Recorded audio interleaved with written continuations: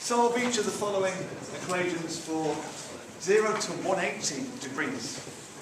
3 tan 2x equals 1. Okay, so we've got 3 tan 2x equals 1. Notice we've got to always check what we're looking for in terms of the x values of these things. So there we've got x just between 0 and 180. That's quite important, isn't it, to look out for that first. So 3 tan 2x equals 1.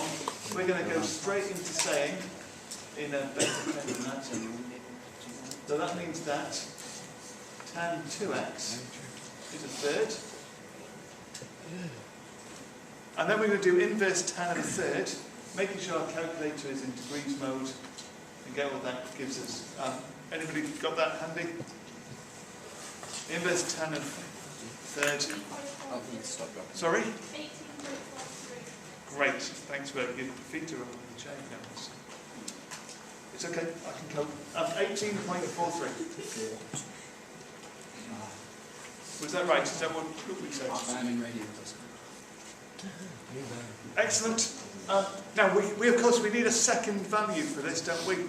So, depending on what your method is for doing this, you're either going to go to your tan graph. This is really uncomfortable for me to do it with the tan graph. Oh, that's horrible. There, which looks vaguely like that. It's probably drawn better because you're not using a tablet. And you get 18.43 there. Your next value would be 18.43 after 180. So that would be your next value. Of course, if you're a better class of person and use the cast diagram,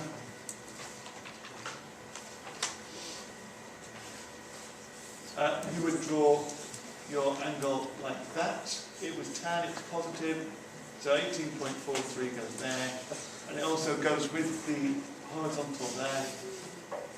And so you're going to measure your two angles as being 18.43 in the second one, starting at 0, going down to that point, gives us the same answer. 198.43, that's right.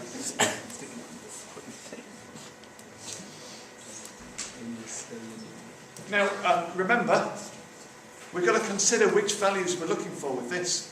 With the cast diagram, we normally look at the number in front of x to work out how many times we're going to go around.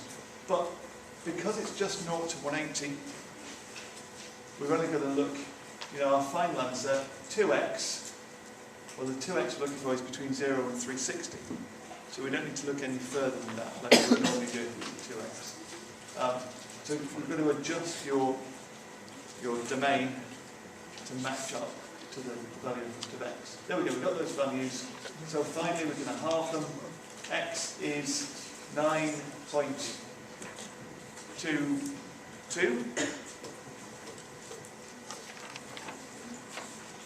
And the other one, which would be 99.2.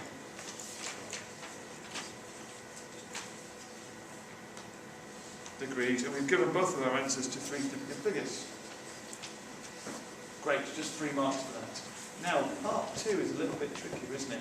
We've got 3 cos squared x plus 2 sin x minus 3 equals 0. Now, our first task is to turn this into an equation we can do something with. At the moment, we can't do anything with it because it's a cos squared and a sin x. They're not in terms of the same trig identity, not in terms of the same operation. So we need to think, can we change this to either all be in terms of sine or all in terms of cos? Well, the sin x we're kind of stuck with. We can't do much with the sin x, but cos squared x, we know from our poster, from having memorized it, that sin squared x plus cos squared x is 1.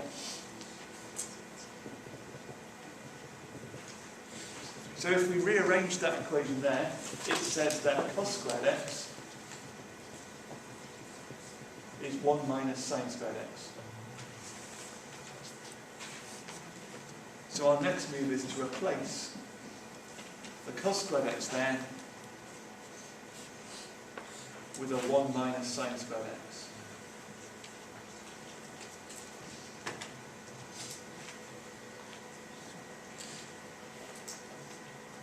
And to be honest, it's a fairly standard kind of equation, this, isn't it? We ought to have practiced lots of these.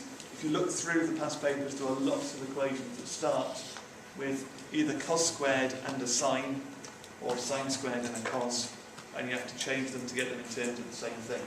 So now this is starting to look like something we can work with. We've got 3 minus 3 sine squared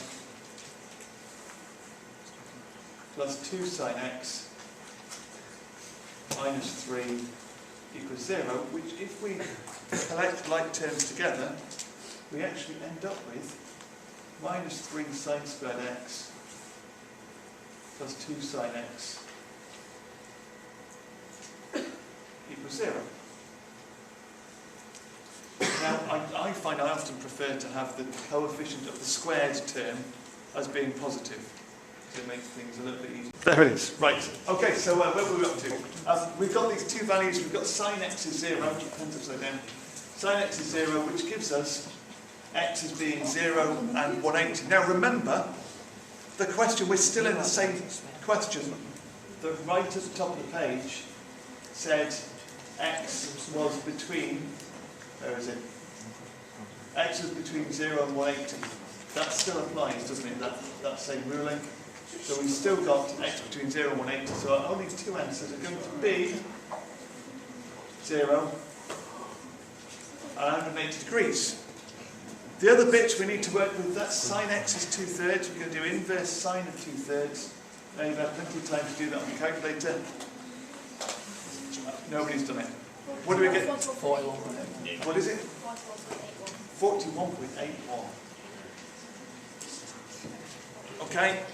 Now, whatever method you use for getting your other value, I use the cast diagram.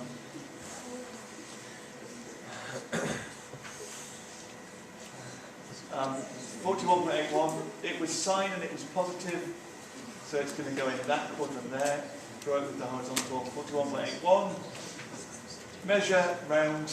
We've got 41.81. Our second angle is going to be 180 minus 41.81, which is 138.19. Great work.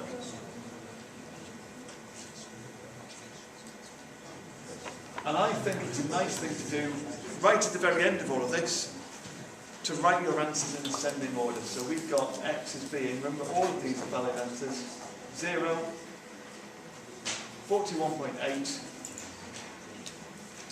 138, and 180. And I've written them all to 3 significant figures. There we go. Tremendous. And that's maths.